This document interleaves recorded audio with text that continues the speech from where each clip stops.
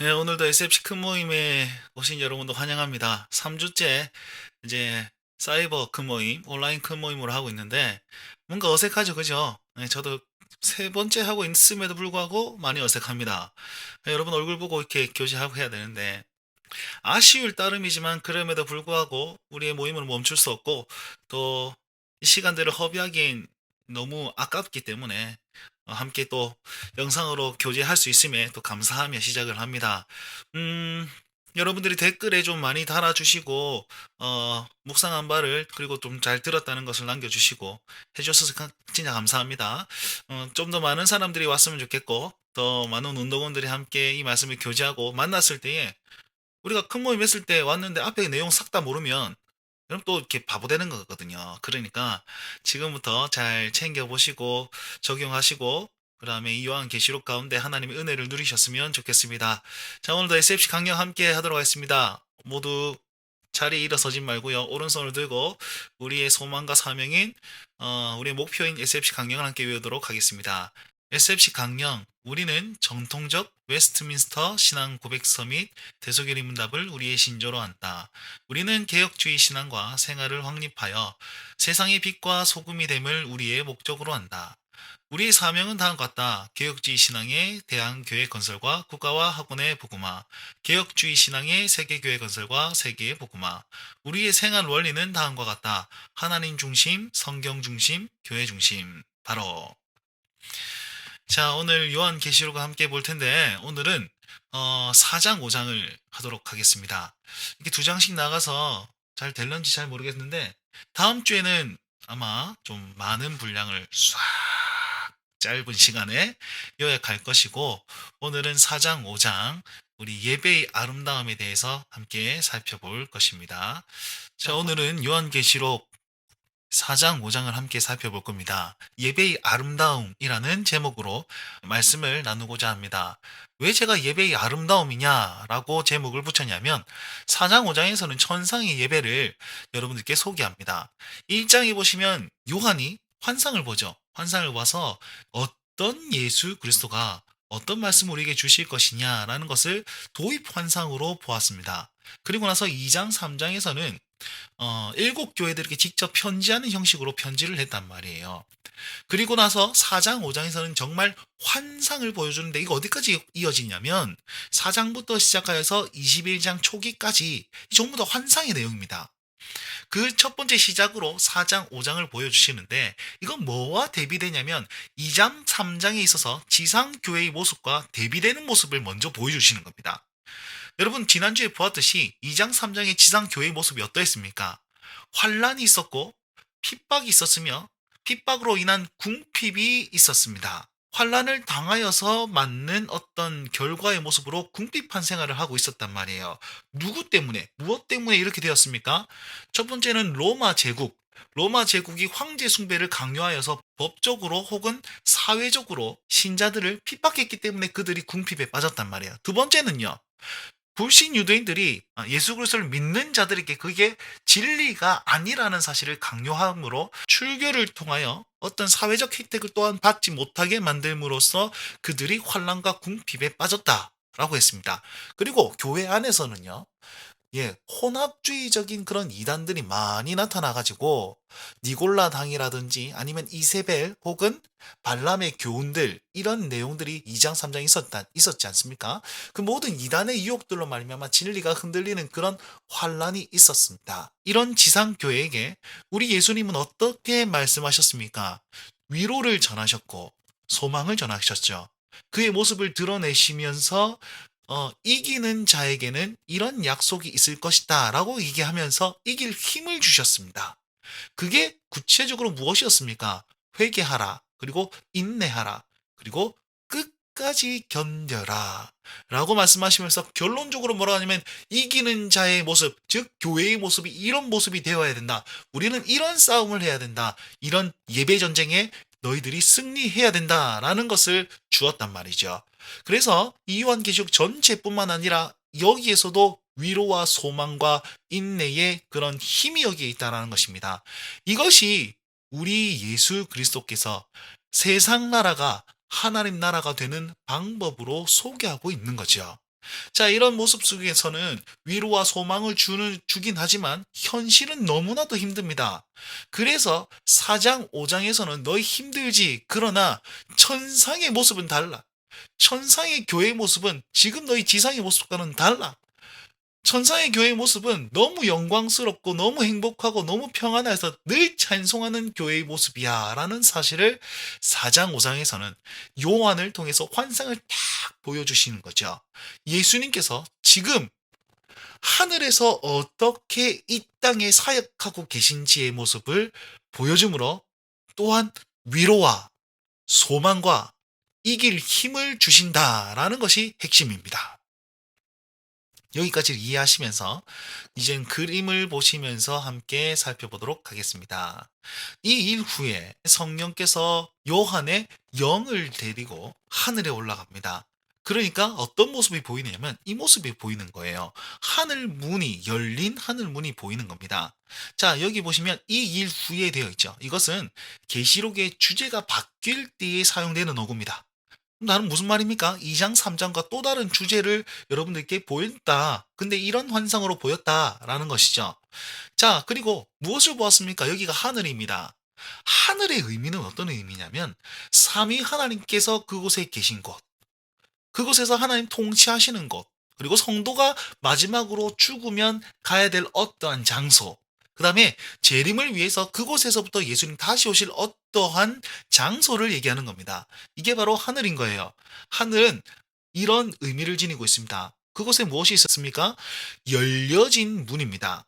여기는 열린 문이라고 되어 있는데 하늘의 열린 문이 아니라 정확히 말해서는 들어오라고 열어놓은 문, 열려진 문. 이거 누가 열었습니까? 다윗의 열쇠를 가진 그 예수 그리스도가 열었다라고 2장인지 3장인지 거기서 나타나지 않습니까? 이건 무슨 의미냐면 아직까지 회개할 기회가 남아있다는 겁니다. 그 열려진 문으로 딱 보았는데 예수님께서 뭘 말씀하시냐면 마땅히 일어날 일, 확실하고 명확한 일들을 내게 보일 것이다. 이렇게 얘기합니다. 요거 중요한 겁니다. 여러분, 이 환상은요, 확실하고 명확하게 일어날 것입니다. 자, 그 열린 문으로 통해서 딱 들어가 봤더니 요한의 눈에 뭐가 보이냐면 이런 모습이 보이는 겁니다. 자, 이 모습이 싹 보이는 거예요. 요한이 제일 처음 뭘 봤냐면 보좌를 보았습니다. 보좌라는 것은 통치와 영광을 상징하는 겁니다. 그 위에 앉아 계신 이라는 말은 무슨 말이냐면 참된 왕이 하나님이시라는 거죠. 통치자가 하나님이시라는 겁니다. 교회를 박해하는 자들을 심판하기 위해서 보좌에서 쫙 보고 계신다는 사실을 이 눈으로 요한이 딱 보았습니다. 그래서 참된 통치자가 너희를 핍박하고 고난주는 로마 황제가 아니라 바로 이 하나님이심을 여기서 딱 보여주는 겁니다. 보좌는요, 벽옥과 홍보석으로 되어 있습니다. 아름답고 영광스러움을 나타내는 겁니다. 자, 여기 그림에 보시면 번개처럼 이렇게 보이는 거 보이십니까, 이거? 요거죠? 번개와 우레소리가 저기서 확 나오는 거예요. 이건 하나님의 임재의 모습입니다. 구약 성경에 늘 하나님은 번개와 우레소리로 자기의 말씀을 말씀하셨고 자기를 나타내셨습니다. 동일하게 지금 저기서 그냥 가만히 앉아서 구경만 하고 계신 게 아니고 계속 말씀하시고 통치하시고 지금도 다스리고 계신다는 모습을 여기서 확인할 수 있습니다. 그 다음에 저 뒤에 초록 색깔 보이십니까? 보좌 뒤에 초록색이 있습니다. 이건 무지개입니다. 아니, 무지개는 빨주노초 파란번 아닙니까? 사장에 보시면 무지개가 있는데 이게 녹보석 같다라고 얘기하고 있습니다. 보좌를 보십시오. 벽옥과 홍보석이죠. 저 홍색 띠를 보이십니까? 빨간 띠. 네, 저런 보석으로 보좌가 되어 있다는 사실을 저렇게 그림으로 표현한 겁니다. 앞서 말씀드리겠지만 그럼 진짜 이 모습은 진짜 천국의 모습은 아닙니다. 성경 말씀을 보고 어떤 화가가 이렇게 그림을 그린 겁니다. 아, 저렇게 될 거다. 근데 나중에 천국에 올라갔는데 저 모습 안 보이는데요. 이렇게 따지지 마시고 이걸 이해를 돕기 위해서 저렇게 표현한 것이다 라고 좀 생각해 주시면 좋겠습니다. 어쨌든 무지개는 녹보석으로 되어 있고 초록색입니다. 그래서 이건 뭐냐면 언약과 화해, 자비를 상징합니다. 무지개 하면 제일 처음 나온 게 뭐 어디입니까? 창세기 말씀이죠. 창세기 9장 말씀에 이제 노아가 홍수 심판을 다 지나고 난 다음에 노아가 하나님 앞에 첫 번제를 딱 드렸을 때 하나님께서 무지개를 보이시면서 내가 다시는 물로 심판하지 않겠다라고 언약을 맺으신 증표가 바로 무지개입니다. 보좌 뒤에 무지개가 있다라는 사실은 뭐냐면 하나님께서는 이 모든 통치와 임재와 그 모든 심판을 뭐를 통해서 하시냐면 언약을 통해서 하실 것이다 라는 것을 보여주시는 것이 무지개입니다. 이해가 되십니까? 강하고 담대하고 위엄 있고 영광스러운 그분이 그냥 자기 마음대로 행하시는 것이 아니라 언약에 근거하여서 통치하고 계심을 상징하는 것이 무지개라는 거예요. 그러면 그 언약이 뭡니까? 네가 내 말을 듣고 잘 지키면 너는 내 백성이 되고 나는 너의 하나님이 되겠다. 이게 언약의 기본이란 말이에요. 내게 있으면 너는 살겠고 내가 너의 하나님이고 내가 너를 오른손에 붙들고 내가 너를 흔들림 없이 세우겠다. 이게 언약이거든요. 그리고 너를 대적하는 자에게 내가 대적하겠고 너를 축복하는 자에게 내가 축복하겠다. 이게 언약의 핵심이란 말이에요. 자, 이것대로 하시는 겁니다. 그래서 나중에 보면 예수 그리스도께서 이렇게 심판하시는데 그 심판의 대상이 누굽니까? 저와 여러분들이 아니에요. 왜 하나님은 이 언약적 통치를 하고 있는데 예수 그리스도의 접붙임받은 그 교회를 왜 핍박합니까? 절대로 아닙니다. 우리는 이 언약 아래 있다라는 사실을 기억하십시오. 요한 당시 7교회들이 이것을 들었습니다. 아, 언약으로 통치하시는구나. 우리가 받는 이 고난이 하나님이 주시는 게 아니구나. 얼마나 위로가 됩니까? 그죠? 그 위로를 주시기 위해서 이런 메시지를 눈으로 보여주고 계십니다. 여러분 마찬가지입니다. 여러분 지금도 하나님은 언약적 통치를 하고 계십니다. 여러분들이 언약 아래만 있으면 그 믿음 아래만 있으면 우리는 어떠한 고난도 견딜 수 있고 그 하나님의 통치 아래서 보호받고 있으면 믿으시며 담대하게 환난 중에 인내하십시오. 그리 걸어가시는 여러분 되셨으면 좋겠습니다. 자, 앞에 보시면 수정과 같은 유리바다가 있습니다. 이건 뭐냐면 하늘의 거룩함과 평화를 상징합니다. 저 천국의 모습은 환란이 있는 것이 아닙니다. 구별된 주의 백성들이 정말 영화로운 곳을 같이 누릴 수 있는 그것을 발 디디면서 그리 사는 곳이 바로 저곳입니다. 자, 그리고 여기 보시면 앞에 보좌 앞에 뭐가 있습니까? 여기 보시면 불이 있죠, 불. 보좌 앞에 7등불이 있습니다. 이건 뭐냐면 사장에 보시면 7영이다라고 얘기합니다. 여러분 지난 시간에 7영이 그냥 0이 7개 있다 이거 아니라 그랬죠. 그렇죠? 7은 완전수입니다. 완전한 영 누구십니까? 바로 성령 하나님을 말씀하십니다. 그래서 보좌에 보시면 성부와 성자와 계시고 그 앞에 성령님이 계십니다. 아니 왜 삼위 하나님이 왜 따로 앉아 계십니까? 왜 성령님은 보좌에 앉아 계시지 않고 앞에 계십니까? 여러분 이건 뭐냐면 이 성령 하나님은 온 열방에 두루 다니시는 분이다 이렇게 표현하고 있어요. 그 두루 다니시면서 뭐 합니까? 성부의 계획과 성부의 통치와 성자가 이루신 그 구원 사역을 온 열방에 적용시키고 확장시키는 이 역할을 하고 계시기 때문에 보좌에 앉아 계시지 않냐고 언제든 스타트 나아갈 수 있도록 그 보좌 앞에서 일곱 영 일곱 등불로서 이렇게 존재하고 계신다라는 사실입니다. 성부, 성자, 성령 하나님 합작품으로 지금도 사역하고 계시는 모습이 이렇게 드러나고 있습니다.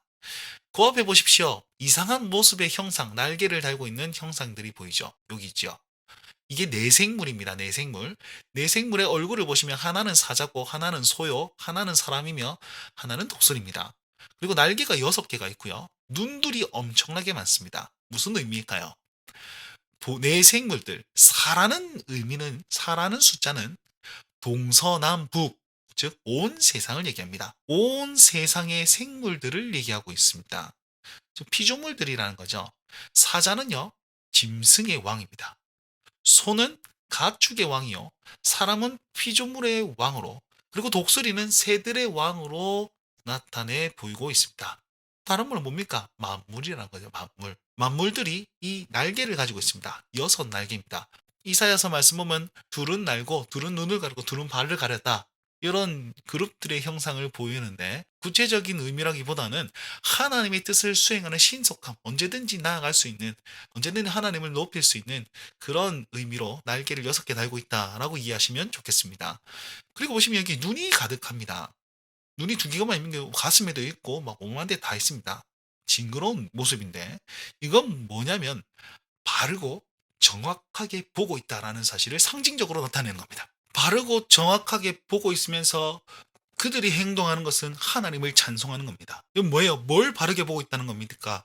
이 땅의 통치자, 이 땅의 왕 대신 그 주님을 바르게 보고 있다는 거예요. 이 지상 세계는 바르게 보질 않고 있습니다.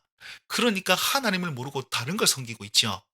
그러나 저 천상의 저 예배 속에는 정말 저 많은 눈들이 하나님을 향하여 있고 하나님 통치자를 향하고 있으며 그 모든 것을 내려놓고 하나님께 영광 돌리는 모습을 취하고 있습니다. 여러분의 눈은 무엇을 보고 있습니까? 우리의 눈은 어디로 향하고 있습니까? 우리 역시 하나님을 바라보며 이 만물들이 하나님을 주목하길 기대하는 마음으로 우리 하루를 살아야 되지 않을까라는 생각을 해봅니다. 자, 계속해서 한번 보겠습니다. 여기 보시면 어, 흰 옷을 입은 할아버지들이 쭉 의자에 앉아 있죠. 이게 뭐냐면 보좌에 앉아 있는 24 장로들입니다. 여러분 사장에 보시면 보좌가 굉장히 많이 강조됩니다. 보좌가. 예수 그리스도와 우리 성부 하나님이 앉아 계신 것도 보좌고, 그리고 저기 있는 24 장로들이 앉아 있는 것도 보좌입니다. 보좌가 왜 그렇게 많을까요? 진짜 통치자가 누구인지 보여주기 위해서. 그럼 보십시오. 진짜 통치자는 저 하나님이신데 왜 이 24 장로들이 보좌에 앉아 있습니까? 왜냐하면 이들은 흰옷을 입었습니다. 흰옷을 의미하는 것은 승리자입니다. 밖에서 인내하고 믿음을 포기하지 않았던 그 온 성도들이 흰옷을 입고 있습니다. 그리고 이들은 어디였냐면 금관을 쓰고 있고 보좌에 앉아 있습니다. 금 면류관을 쓰고 있어요. 다른 말로 면류관은 뭐라고 그랬습니까? 모든 경주를 이긴 자, 경주를 통과한 자에게 주는 그 관이란 말이에요. 이들은요, 인내로서 경주를 다 통과했어요. 그래서 뭘 주셨습니까? 자기의 보좌가 있는 거예요. 영광스러운 보좌가 있는 거예요. 우리도 왕이라는 사실입니다. 누가 택하신 왕? 누가 준 보좌입니까? 여기 중앙에 앉아 계신 그 성부와 성자 하나님께서 내려주신 그 보좌, 그 면류관, 그걸 쓰고 왕적으로 같이 있다라는 거예요. 이거는 언약적 통치 아래서 그들도 왕으로 자정하고 있다는 사실을 눈으로 보여주는 거죠. 그리고 24 장로는 누굽니까? 그러면 12지파와 12제자들, 신구약의 모든 교회들, 인내하고 그 경주를 마친 모든 교회들, 그들이 바로 이들이라는 사실입니다. 자, 그럼 이들이 뭘 할까요? 보좌에 앉아서 에헴 하고 어깨 힘주고 앉아 있는 겁니까? 아니요. 이 24 장로들, 내 생물들이 찬송하기 시작합니다. 먼저는 24 장로들과 내 생물들이 뭘 찬송하냐면 이렇게 찬송해요. 밤낮 쉬지 않고 이르기를 거룩하다 거룩하다 거룩하다 주 하나님 곧 전능하신 이여 전에도 계셨고 이제도 계시며 장차 오실 이시라. 그 생물들이 보좌에 앉아서 세세토록 살아계신 이에게 영광과 존귀와 감사를 돌린다라고 얘기하고 있습니다. 거룩하다 거룩하다 거룩하다, 이 진짜 거룩한 거죠, 그죠? 뭐 비할 데 없는 그 거룩입니다. 피조세계의 온 만물들이 그를 거룩하다 얘기하고 온갖 핍박에서 이긴 하나님의 사람들에게 그 면류관을 쓴 주의 백성들에게 자기가 가지고 있는 것보다 더 위대하신 그 하나님께 거룩함을 받고 계신다는 겁니다. 영광과 존귀와 감사를 받고 계시는 이 모습, 이게 예배의 현장 아닙니까? 예배의 현장. 뒤에 보시면 이 24 장로들이요, 이제 보좌에서 내려옵니다. 자기들도 왕인데 진짜 대왕이신 그분께 자기 보좌를 내려놓고 면류관을 벗어 던지면서 하나님만이 정말 유일한 왕이십니다, 그걸 표현하고 있습니다. 그래서 그 앞에 엎드려서 자기 관을 그 앞에 드리며 주의 뜻대로 있었고 지으심 받았다는 사실을 인정하며 하나님 앞에 모든 것을 드리는 모습을 가지고 있습니다. 자, 24 장로들의 찬양을 보겠습니다. 엎드렸죠. 이건 경배의 표현입니다. 자기 관을 내어놓고 보좌 앞에 드린다는 사실은 왕이 된 교회가 만왕의 왕이신 하나님께 전적으로 헌신하고 복종하고 충성한다는 예배의 행위입니다. 우리도 이 예배의 행위가 있어야 됩니다. 그리고 그를 찬양하는데 창조주 하나님을 찬양해요. 뭐예요? 주의 뜻대로 주님만 찬양합니다. 여러분, 우리 마음대로 하는 거 아니에요. 창조물들이 내 마음대로 하면 그게 어떻게 영광이 되겠습니까? 창조물들이 주의 뜻대로 찬양하며 나아가는 거예요. 타락한 이 세상은 지금 안 그러잖아요. 그런데 저 때에는 구원받은 주의 백성들로 말미암아서 창조물들도 우리 하나님을 바라보며 온전한 찬양을 드릴 수 있는 그 모습입니다. 이건 뭐냐면 만물이 우리 하나님으로 말미암아 회복됨을 나타내고 있는 겁니다. 지금은 다시 말씀드리겠지만 지금은 하나님을 안 봅니다. 안 보잖아요. 우리 역시 하나님께 온전히 집중하지 못하잖아요. 그런데 저 때가 되면 온전히 집중하여서 하나도 남김없이 만물의 그 작은 어떤 부분까지 하나님을 보게 될 것이다 라는 것을 여기에서 나타내 보이고 있습니다. 우리는 이 날을 기대합니다. 우리는 이 날을 바라봅니다. 우리는 이 날 속에서 하나님께서 역사하심을 온전히 확인할 수 있을 겁니다. 그날을 기대합시다. 사장의 핵심은 뭐냐면 보좌 위의 위엄과 심판자이신 성부 하나님께 초점이 맞춰져 있습니다. 다시 말씀드리겠지만 보좌에는 성자도 계십니다. 그러면 왜 성부만 강조합니까? 5장에서 성자 하나님을 주목하기 때문입니다. 보좌를 강조하고 있습니다. 좌정하여 계신 이에게 내 생물들과 24장로들이 질서 정경하게 왕께 경배하고 모든 것을 드립니다. 5장에서는 이 보좌에 함께 계신 예수님께서 어떻게 자기가 성부의 구원과 심판 계획이 나타날지를 예수님이 나타내 보이고 계십니다. 5장을 함께 보도록 하겠습니다. 5장에서는요, 두루마리가 등장합니다. 이건 뭐냐면 심판의 어떤 내용입니다. 6장부터 이 두루마리의 인을 하나씩 탁탁 떼면서 심판이 나타나게 됩니다. 인을 뗄 때에 심판이 나타나게 됩니다. 그런데 5장에 딱 보면 힘 있는 천사가 나타나서 이렇게 얘기하는 거예요. 막 소리를 지르면서 누가 이 두루마리를 뗄 수 있을까? 누가 이 두루마리를 뗄 수 있을까? 요한이 그 음성을 딱 듣고 이게 두루 살펴봐요. 이렇게 하늘도 보고 땅도 보고 다 쳐다봐요. 하늘도 봤다는 사실은 뭐냐면 영의 세계도 보았고 뭐 다 찾아봐요. 그런데 아무도 뗄 수 없어서 펑펑 웁니다. 이거 어떻게 뗄 수 있을까? 누가 감히 이걸 뗄 수 있을까? 웁니다. 그랬더니 24장로들 중에 아까 면류관을 벗어났던 장로 중에 한 명이 나타나가지고 예수님을 소개하기 시작하는 거예요. 이분이 있습니다. 그리고 소개가 다 끝난 다음에 이들이 연합하여 예수님을 찬양합니다. 이게 5장의 주된 내용이거든요. 자, 그러면 뭐에 포커스를 맞추냐면 그러면 이 장로 24장로 중 하나가 어떤 예수님을 소개했을까요? 이 모습입니다. 보좌에 앉으신 이가 통치자의 예수님이 오른손에 뭘 드셨냐면 두루마리를 들고 계십니다.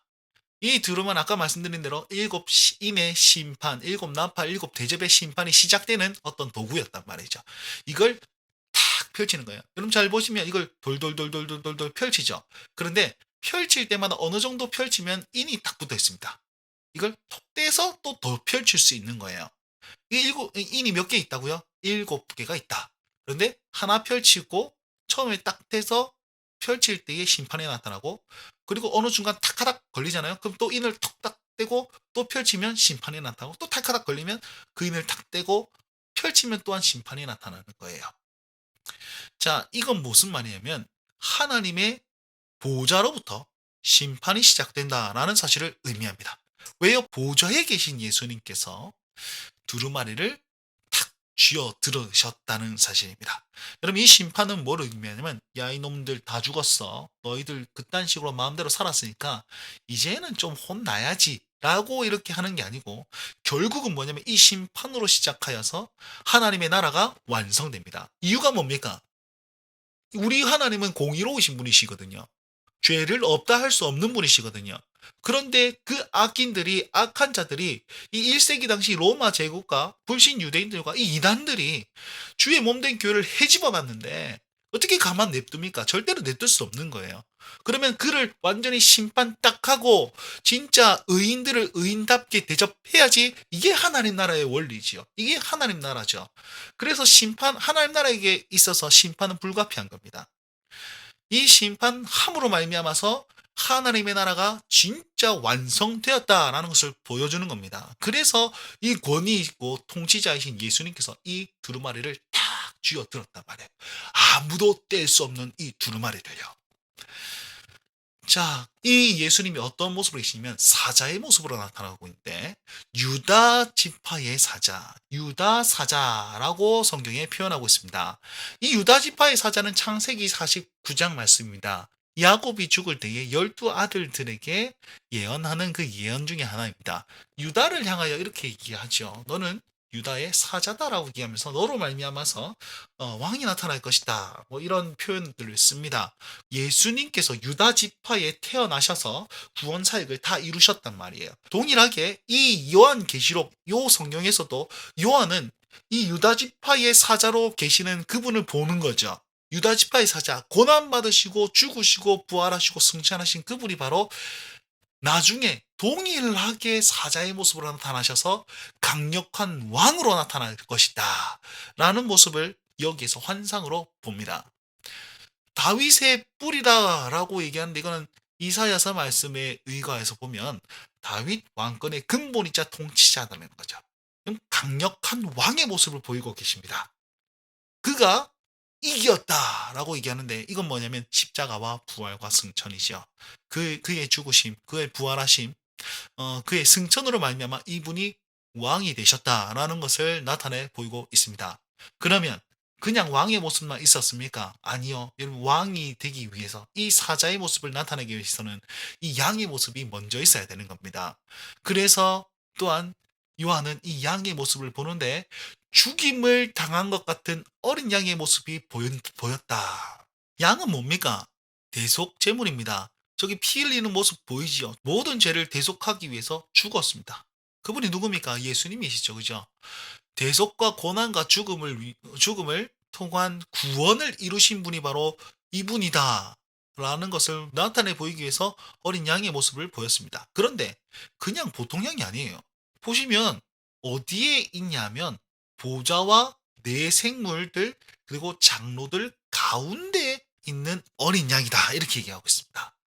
다시요, 보좌가 있고 하나님, 성부 하나님이 계신 그곳에 있고, 내 생물들, 온 만물들이 있으며, 장로들, 24장로들, 온 교회들이 있는 그 중간에 계십니다. 이 뭐냐면, 성부와 보좌를 공유하고 계시며, 성부와 동일한 자이심을 나타내 보이는 것이 바로 요 모습이란, 요 위치란 말이에요. 다른 말로 이 어린 양이 죽은 것 같았지만, 경배받을 자, 왕이라는 사실을 딱 보이고 있습니다. 그의 머리를 보십시오. 7뿔이죠. 이거는 완전한 힘, 7은 7은 완전수, 뿔은 권세, 권위를 상징합니다. 그래서 완전한 힘과 권세를 가지신 죽임당하신 어린 양. 그리고 눈을 보십시오. 눈을 보면 7눈입니다. 하나님의 7영을 상징하는 건데 스가랴 3장 4장에 보시면 완전한 지식과 감찰하는 능력 딱 보고 계십니다. 이 죽임당하신 어린 양이신 예수님께서 누구를 볼까요? 네, 그 피를 적용할 자들 보고 계신 거죠. 이 땅의 교회들을 보고 계시고 고난받는 교회들을 지금도 저 명확한 눈으로 보고 계시며 너의 고난을 주목하고 있다는 거예요. 고난받은 자기가 히브리서 말씀을 보시면 그가 고난을 받았은즉 그가 죽임을 당하셨은즉 고난받은 자의 그 아픔을 어찌 모르겠느냐. 다 알고 있다 이렇게 얘기하고 있거든요. 여러분 저 눈을 보면서 우리 교회를 주목하고 있고 성도들을 주목하고 있는 겁니다. 얼마나 위로가 됩니까? 서만학교에게 뭐라고 했습니까? 네가 죽도록 충성하라. 죽을지라도 충성하라. 죽을지라도 인내하라. 왜? 내가 죽었으니까. 죽음이 끝이 아니니까. 그 모습의 위로가 쫙 여기서 나타내 보여주고 있는 겁니다. 죽임당한 어린 양 그리고 사자와 같은 형상을 하고 있는 이 예수 그리스도께서 어떻게 하십니까? 두루마리를 탁 집어 드십니다. 와 멋지지 않습니까? 누가 뗄 수 있을까? 요한은 펑펑 울고 있고 힘센 천천은 막 소리를 지르고 있고 그런데 득 나타나셔서 예수님이 이 두루마리를 탁 취하십니다. 이제 심판이 시작된다는 거죠.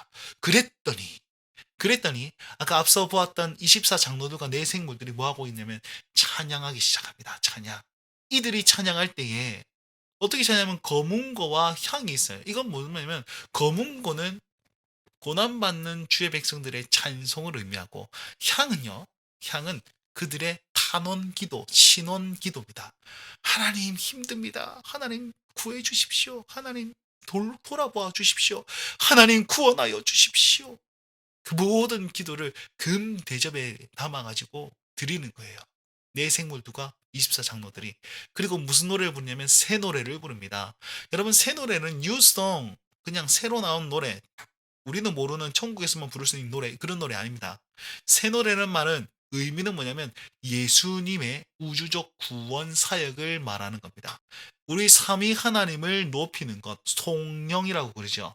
그 하나님만 높이는 그 노래를 가리켜서 새 노래입니다. 기억하세요? 그의 존재 자체를 노래하는 것과 그의 사역들을 노래하는 것이 새 노래입니다.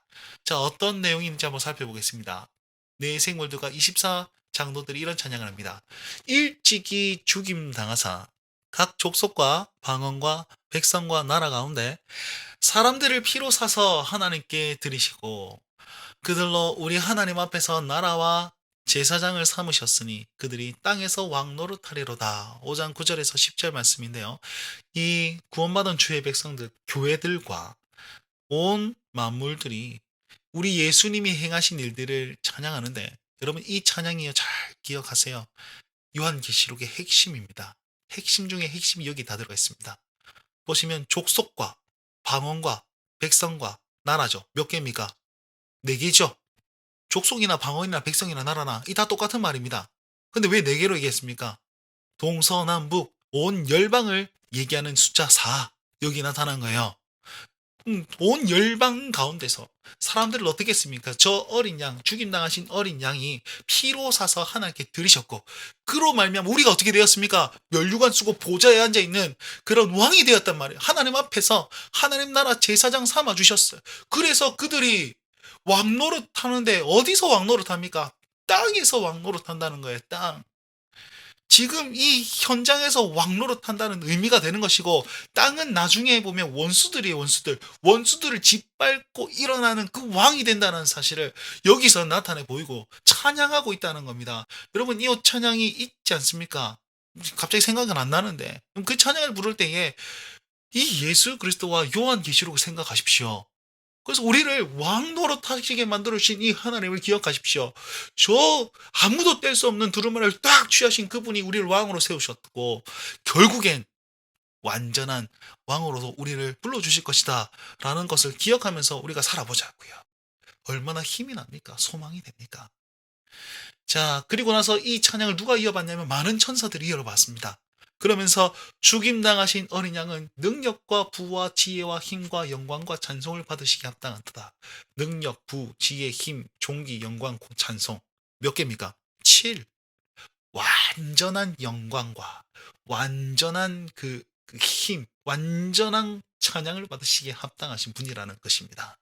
많은 천사들이 이 찬양을 하는데, 천사들이 또 찬양하니까 또 가만히 있을 수 있습니까? 누가 화답하냐면 모든 피조물들이 또 화답합니다. 보좌에 앉으신 이와 어린 양에게 찬송과 존귀와 영광과 권능을 세세토록 돌릴지어다. 천사가 찬양하고 피조물들이 찬양합니다. 그랬더니 또한 화답하는 거예요. 내 생물들이 아멘하고 장로들은 엎드려서 경배하며 온 만물들이 대왕이신 그 예수님과 우리 성부 하나님께 온전히 모든 것을 다 올려드립니다. 여러분, 이게 예배입니다. 이게 예배입니다. 여러분, 예배 어떻게 드리십니까? 이 4장, 5장은 내가 천국에 가서 드릴 예배를 지금 모이시는 이유는 뭐냐면, 여기서도 이렇게 예배 드리라는 거예요. 여기서도 이 죽임 당하신 어린 양과 사자의 형상 강력한 왕이 여기 임하니까 너희들 모든 것을 다 내려놓고 그 구원에 감격하여서 새 노래로 찬양하고, 새 노래로 찬양할 때에 그로 말미암아서 내가 왕 되심을 좀 기억하면서 땅에서 왕 노릇하면서 담대하게 이 예배를 드리라. 그러면서 지금은 힘들고 어려운 예배를 드리고 있지만, 이 예배를 지금 현장에 딱 적용하여서 담대하게 이 예배를 드릴 수 있는 주의 백성이 되어라. 아멘. 4장 5장은 이걸 얘기하고 있는 겁니다. 여러분, 말씀을 맺습니다. 이 환상이 내 눈앞에 보였어요. 지금은 아무것도 이룬 것이 없습니다. 지금은 핍박 중에 있고 환난 중에 있고 고난 중에 있으며 앞길에 답답한 중에 있습니다. 아무것도 내 안에 지금 예수 그리스도 없는 것 같고 내 곁에 하나님 나를 도우시는 것 같지 않습니다. 여러분 이때 이 환상을 눈에 새기고 마음에 새기고 우리 심령에 새기십시오. 음? 결국엔 통치자로 계신 분이 지금도 저 천상에서 땅에서 왕노릇 할 수 있도록 우리에게 이 모습을 보여주고 계신다는 겁니다. 땅에 사는 저와 여러분들, 그리고 사단의 그런 어떤 모든 공격 속에 있는 주의 백성들, 우리는 거기서 왕노릇 할 수 있습니다. 우리는 거기서 이길 수 있습니다. 인내로 견딜 수 있습니다. 어떻게 할 때? 저 천상 예배를 여기서 드릴 때, 저 천상의 새 노래를 여기에서 부를 때에 우리의 면류관들 모두 벗어버리고 그 보좌에 앉으신 그분께 엎드리며 나아갈 때에 성도는, 신자는, 우리 SFC 운동원들은 어, 이상주의자가 되어야 됩니다. 그런데 그냥 이상주의자가 아니고요, 현실적 이상주의자가 되어야 됩니다. 아니면 현실적인 몽상가 뭐 이런 말, 반대로 얘기하면 이상주의적 현실주의자가 돼야 됩니다. 그럼 이게 현실적으로 맞습니까? 안 맞습니다. 그런데 현실에 적용하며 살라는 거예요. 명확한 현실에 적용하면서 이거 반드시 이루어질 것이다. 4장 1절에 나와 있지 않습니까? 마땅히 명확하게 일어날 일이다. 명확하게 일어날 일들을 우리는 지금 받았습니다. 지금 누리고 있습니다. 지금 우리 예배로 말미암아서 이 천상 예배를 이 땅에서 탐대히 보이심으로 말미암아 우리가 위로받고 이길 힘들을 가지고 또한 이기며 사시는, 우리 예배의 아름다움을 경험하실 수 있는 우리 SFC 운동원들, 그리고 이 영상을 보고 있는 모든 신자들, 주의 백성들, 교회들이 되길 주의 이름으로 축원합니다. 기도했으면 좋겠습니다. 하나님, 왕이신 하나님, 전능하신 하나님, 그 주님이 죽임 당하심으로 말미암아 나를 왕노릇할 수 있도록 만들어 주셨으니 나의 힘이 아니라 그분의 공로로 내가 오늘 왕노릇할 수 있도록 도와주십시오. 그 현장에서 왕의 기도를 올려드릴 수 있게 바랍니다. 기도하고 어, 마치시면 좋겠습니다. 저는 여기까지 하도록 하겠습니다. 감사합니다.